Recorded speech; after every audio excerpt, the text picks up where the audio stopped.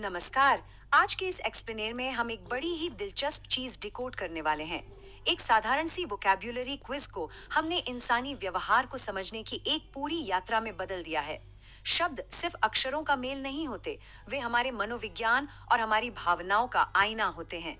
जब हम इन शब्दों की परतें खोलते हैं, तो असल में हम मानव स्वभाव के रहस्यों को ही सुलझा रहे होते हैं।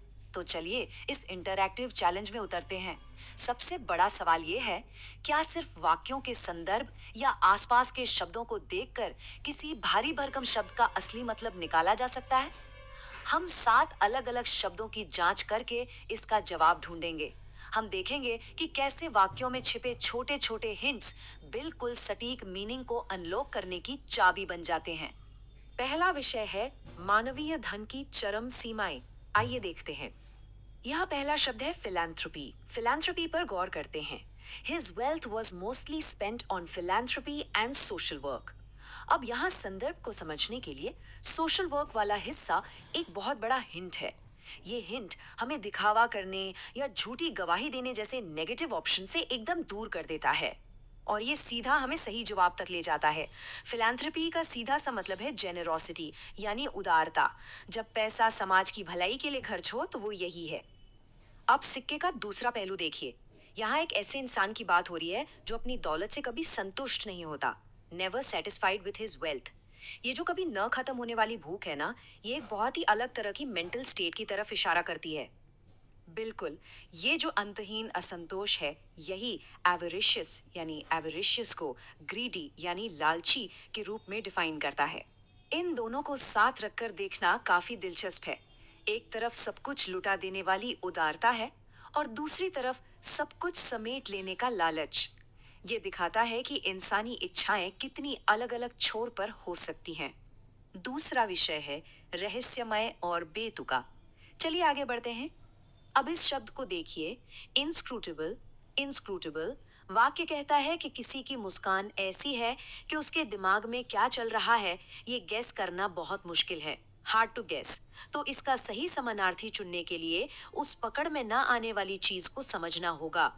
सही जवाब है मिस्टीरियस यानी रहस्यमय, कुछ ऐसा जिसे आसानी से पढ़ा या समझा न जा सके। अब इस वाक्य पर आते हैं। His explanation was completely absurd and made no sense. अक्सर बातचीत में ऐसा होता है ना, जब किसी की बात बिल्कुल पल्ले नहीं पड़ती और लॉजिक पूरी तरह से खत्म हो जाता है। यहाँ सबसे बड़ा हिंट है मेड नो सेंस। अगर किसी बात का कोई सेंस ही नहीं है तो बाकी की ऑप्शंस तो अपने आप ही बाहर हो जाते हैं।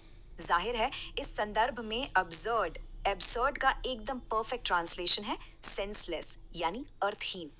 और इस थीम के आखिर में है एक ऐसा अनुभव जिससे हम सब जुड़ सकते हैं। रात के सन्नाटे में कोई अजीब सी आवाज सुनना। I heard a weird sound in the night. ये एक बहुत ही कॉमन लेकिन परेशान करने वाली फीलिंग है ना? आवाज डरावनी जरूर हो सकती है, लेकिन सटीक अर्थ के हिसाब से वियर्ड यहाँ अननेचुरल यानी अस्वाभाविक के लिए इस्तेमाल हुआ है, कुछ ऐसा जो नॉर्मल नहीं है। तीसरा और आखिरी विषय संबंध और खामियां। इस वाक्य पर ध्यान दीजिए। They have mutual respect for each other. यहाँ फॉर ईच अदर यानी एक दूसरे के लिए। ये साफ बता रहा है कि बात दो तरफा हो रही है, एक बैलेंस्ड डायनामिक है। इसलिए यहाँ म्यूचुअल म्यूचुअल का एकदम सही मतलब है रेसिप्रोकल यानी पारस्परिक। जो सम्मान दिया वही सम्मान वापस मिला। और इसके बिल्कुल उलट जरा इस स्थिति को देखिए। He behaved like an imbecile in front of everyone.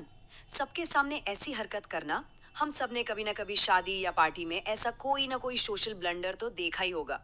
इस तरह के ड्रामेटिक बर्ताव को चालाकी या समझदारी तो कह नहीं सकते। तो पॉजिटिव विकल्प तो वैसे ही बाहर हो गए। बचती है एक बहुत ही कड़वी सच्चाई।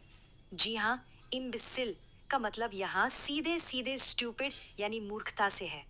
तो इन सातों डिकोड किए गए शब्दों को एक साथ देखिए। उदारता से लेकर लालच तक, छिपे हुए रहस्यों से लेकर मूर्खता तक। ये सिर्फ शब्द नहीं है, बल्कि रोजमर्रा की इंसानी बातचीत और हमारे समाज के अलग अलग पहलुओं का एक पूरा स्पेक्ट्रम है। इस एक्सप्लेनर के अंत में सोचने के लिए एक दिलचस्प सवाल। इन 7 शब्दों में से कौन सा शब्द मानव स्वभाव के रहस्यों को सबसे बेहतर तरीके